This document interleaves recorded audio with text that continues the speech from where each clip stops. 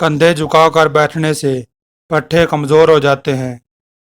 छोटे बच्चे एक केला रोज़ाना खा लें तो इनकी हड्डियां मजबूत रहती हैं। सुबह नाश्ते के बाद 2 अंजीर खा लिया करें, इससे लकोरिया जड़ से ख़त्म हो जाता है। जिन लोगों को मैदे का मसला रहता हो उनके लिए अंगूर बेहद फ़ायदेमंद हैं।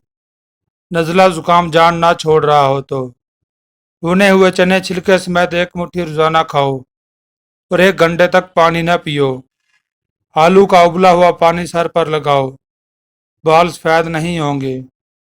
हाथ मुंह धोए बगैर जो खाना खाते हैं उनकी यादाश्त कमज़ोर हो जाती है।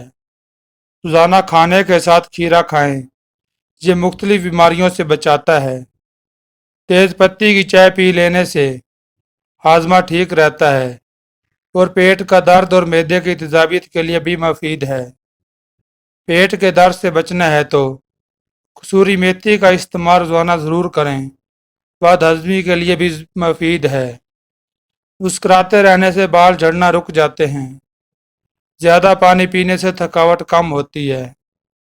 ज़्यादा नमक इस्तेमाल करने से हड्डियाँ कमज़ोर हो जाती हैं। गर्म पानी पीने से हार्ट अटैक से दूर रहा जा सकता है। कब्ज़ खुल ना रही हो तो स्याह रंग के शहतूत खा लो, कब्ज़ फौरन खुल जाएगी। जहरीली चीज़ मुंह में चली जाए तो फौरन नमक खा लो, जहर बेअसर हो जाएगी। बदन की किसी जगह पर सूजन आ जाए तो लौंग खा लो, बदन की सूजन खत्म हो जाएगी। रोज़ाना 1 सेब खाने से बंदे को अस्पताल जाने से रोकता है।